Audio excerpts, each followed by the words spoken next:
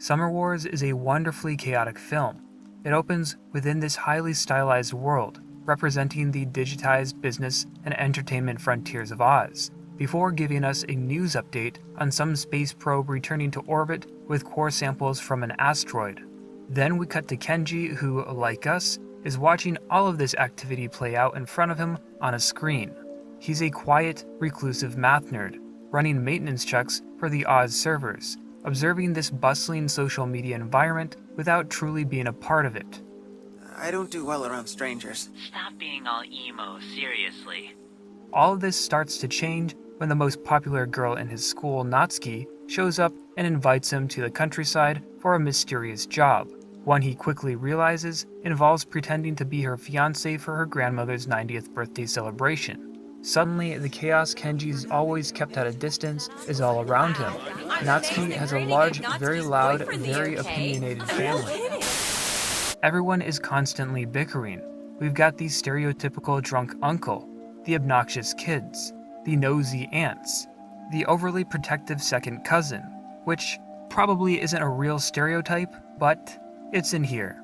In a very real way, this is a microcosm of everything Kenji's feared from the outside world, and it is from these personal relationships, the ones between Kenji and Natsuki's close relatives, that Summer War's more fantastical elements can emerge.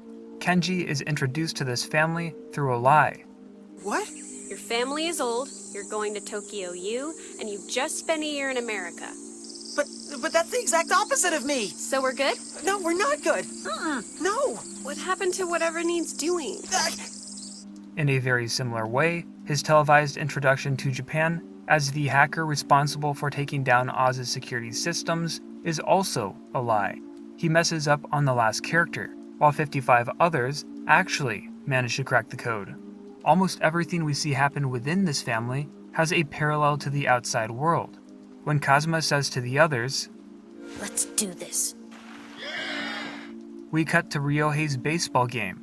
He's one of Natsuki's nephews, I think. Anyway, he's doing an all-hands-in cheer. When their supercomputer starts melting down, we see Ryohei.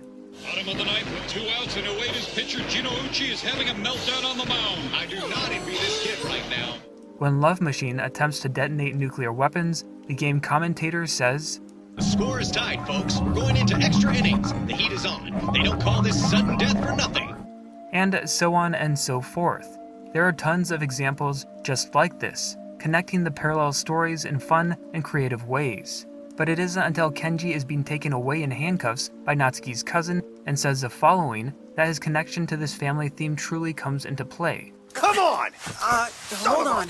Before he drags me out of here, I wanted to thank you for such a good time. You see, my father had to relocate for his job, and Mom's job keeps her busy too. Eating dinner with you all? Like a real family? I'd never had a chance to do anything like that before. I liked it. This is an important first step for Kenji's growth in this movie, as he's finally acknowledging that there's something that he's been missing. And Natsuki, for her part, begins to view him differently as well, even chasing after him as he's driven away. Occasionally, the connections can feel overly coincidental. What are the odds that Natsuki's uncle would be the creator of Love Machine? Or that the famed cyber martial artist King Kazuma is actually one of Natsuki's cousins? Even Natsuki gets in on the famed treatment by beating Love Machine repeatedly at Hanafura, in spite of being painted as just a so-so player. Oh, that's a shame. 3 junk cards. Huh? Quite, right? Right not. How'd you do that? But the external story isn't where the heart of Summer Wars lies. It's merely an exciting extension of it, a fun add-on, battles of brawn and wit with global stakes. It's meant to support and emphasize the much smaller story at its core, without distracting from it, as the two stories move together in tandem. The global obstacles are less crucial to the film than the fact that they are working together to overcome them. In support of this supporting role is the surreal quality of Oz itself. This bigger disaster story doesn't feel quite as real as what's happening within this family. The animation is different. It feels separate, especially when we see all these characters accessing the world from their flip phones, and the gameplay looking like this. Remember that intense transformation Natsuki goes through during that Hanafura match? Well, this is what it looked like to her. And just look at this scene. I know it's supposed to be serious, probably, but there's just something incredibly funny about how intense everyone looks. Oz really does feel like a game. It's a way Love Machine treats everything within it. It's a way Natsuki's relatives treat it. Bunch of good-for-nothing sitting around playing a game. I'm keeping poor Granny cool, no thanks to you. A game? You're calling the end of mankind a game? No, You're kidding. From Love Machine's perspective, it might as well be. He's not doing this out of a sense of hatred or malice. This isn't real, right? It's just a game, isn't it? It is also this detachment that allows us to accept the fact that everything happening is basically the fault and is perpetuated by this family. The virus is programmed by Wabisuke.